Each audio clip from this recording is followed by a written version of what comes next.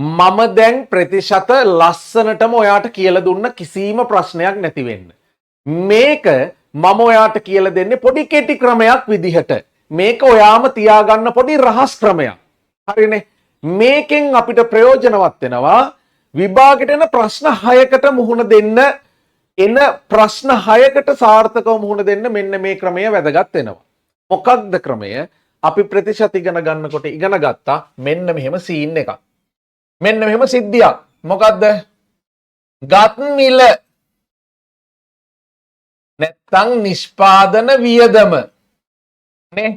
ඕකට ලාභයක් එකතු කරනවා. ලාභයක් එකතු කරලා හැදෙනව විකුණුම් මිල. විකුණන මිල.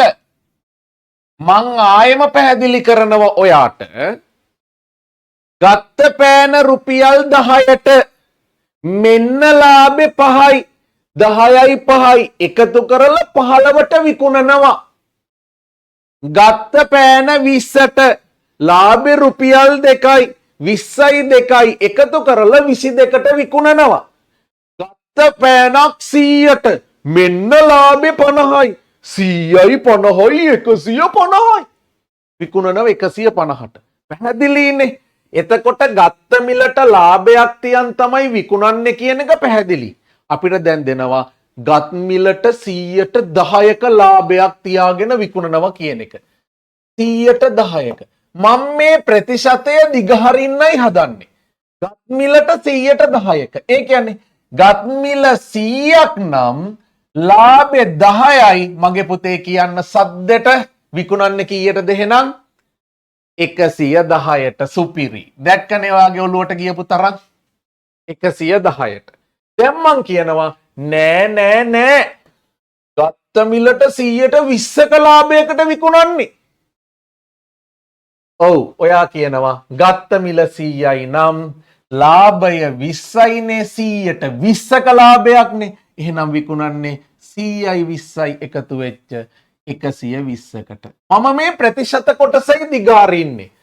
දැන් 100ට 50ක 100ට ගත්තා 50ක් ලාභයි 150කට විකුණුවා. ඔබලන් මේ ටිකත් හොඳටම තේරුණු දරුවෝ ටික නියමයි. හරිනේ. ඒකත් නියමයි. ඊට පස්සේ මම කරන දේ ඔයා හිතන්නකෝ මම 100ට 20ක ලාභයක් තියාගෙන තමයි විකුණන්නේ. හොඳට අහගන්න. 100ට 20ක ලාභයක් තියන් විකුණන කොට මේක දිගහරිමු ප්‍රතිශතය 100ට 20යි කියන්නේ ගත්තේ 100ට නම් ලාභය 20යි පැටියෝ 100යි 20යි එතකොට විකුණන්නේ 120යි විකුණන්නේ 120යි. හොඳටම තේරෙනවා. දැන් මම මෙහෙම ගාණක් විභාගෙට මට ලැබෙනවා. රුපියල් 1000කට ගත්ත භාණ්ඩයක් 100ට 20ක ලාභයක් තබාගෙන විකුණයි. එහෙනම් 100ට 20ක ලාභයක් තියාගත්ත කිව්වම 100ට 20 මම මෙහෙම දිගහැරිය මේක දිගේ ටක් ගාලා. ගත්තේ 1000ට අපෙන් අහන්න පුළුවන් ලාභය කීයද? විකුණුම් මිල කීයද? කියලා ප්‍රශ්න දෙකක් අහනවා. ඔන්න දැන් ඔයාට තේරෙනවා මම මේ කියන්න යන දේ. දැන් ගත්තේ 1000ට නම් මගේ පැටියෝ ගත් මිලට අදාළ ප්‍රතිශත කොටස කීයද? 100ද 20ද 120ද? 100යි. නියමයි. ඔන්න ඔය ගානට තේරෙනවා කියන්නේ ඔයා කලින් උගන්වපු ඔක්කොම සුපිරියටම තේරුම් අරගෙන. එහෙනම් මෙන්න මේ 100 යනවා මෙයාගේ යටට. 100යි. එහෙනම් මේ 1000 කෑලි 100කට කඩනවා. කෑලි 100කට කඩනවා. කඩලා අපෙන් අහනවා ලාභය. ලාභය කියන්නේ මේ ඒ වගේ කෑලි 20ක්. තුළු කරමු. බිංදුවට බිංදුව අයින් වුණා. බිංදුවට බිංදුව අයින් වුණා. 100ව දෙකක් 200. එහෙනම් ලාභය කීයද පුතේ? 200යි. ඔළුවට දාගන්න සුපිරියටම ඊට පස්සේ වට නියමයට මතක හිටියේ 200යි. දැන් අපෙන් අහනවා විකුණුම් මිල කීයද? ඔයා හදනවා හරිනේ. ඔයා හදනවා ගත්තේ 1000යි. ගත් මිලට අදාළ කොටස 100යි. නේ 100යි.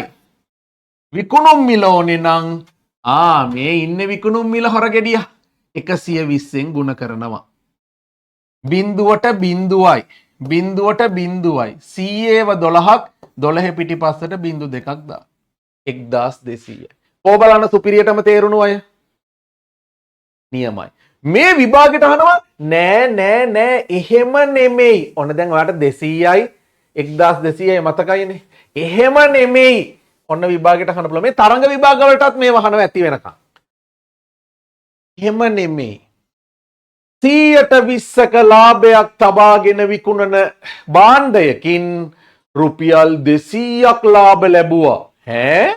රුපියල් 200ක් ලාභ ලැබුවා. එහෙනම් අහනවා ප්‍රශ්න දෙකක්. ඔයාටත් දැන් පුළුවන් ප්‍රශ්න දෙක හදන්න. ගත් මිල කීයද? විකුණුම් මිල කීයද? දැන් මං අහන්නේ ඔයාගෙන් 200යිනේ අපිට දැන් ලැබුණු ලාභය කියන්නේ. ඒ 200ට හිමි කොටස 100ද 20ද 120ද 20යි නියමයි. ගාන හදනකොටම උත්තරේම ඇවිලෙනවා. එහෙනම් ඒ 20 යනවා මෙයාගේ යටට. හිමි කෙනාගේ යටට ගියා 20යි. අපෙන් අහනවා ගත් මිල. ගත් මිල ඇව්වොත් කීයෙන්ද ගුණ කරන්න ඕනේ? ගත් මිලට අදාළ ප්‍රතිශත කොටස 100ෙන් ගුණ කරනවා. බිඳුවට බිඳුවයි දෙකට දෙකේවා 1යි 100ව 10ක් 1000යි. ඔව් අපිට මතකයිනේ ඉස්සෙල්ලා ප්‍රශ්නෙත් මම ඇහුවේ 1000කට ගත් එකක් කියලා. මතකයිනේ. ඊට පස්සේ කෙනෙක් අහනවා නෑ 200ක් ලාභ තියාගෙන පටකින් යටට යනවා හිමි කෙනා 20 තියාගෙන විකුණන්නේ කීයද කියලා යහන්නේ. විකුණුම් මිල ඉන්නකොනේ විකුණුම් මිලට අදාළ කොටස 120යි. කලබල වෙන්න එපා. බිඳුවට බිඳුව කැපුණා. හරි. හරි. 220න් බෙදුවා. හරි. බිඳුවට බිඳුව කැපුණා. දෙකට දෙකේවා 1යි. 100ව 12ක්. අයියෝ 12 පිටිපස්සෙන් බිඳු දෙක දාන්න 1200යි. ඉස්සෙල්ලත් ආවා. කොහොම ආවත් එකම උත්තරේ එන්නේ. තේරුණානේ? හරි. එහෙනම් ඒකත් හරිම පැහැදිලි.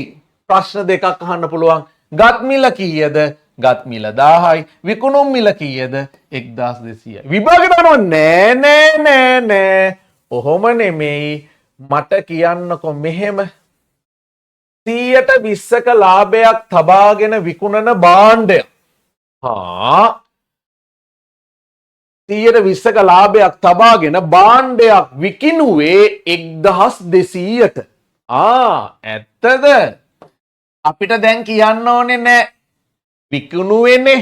එහෙනම් විකුණුම් මිලට අදාළ කොටස 100ද 20ද 120ද?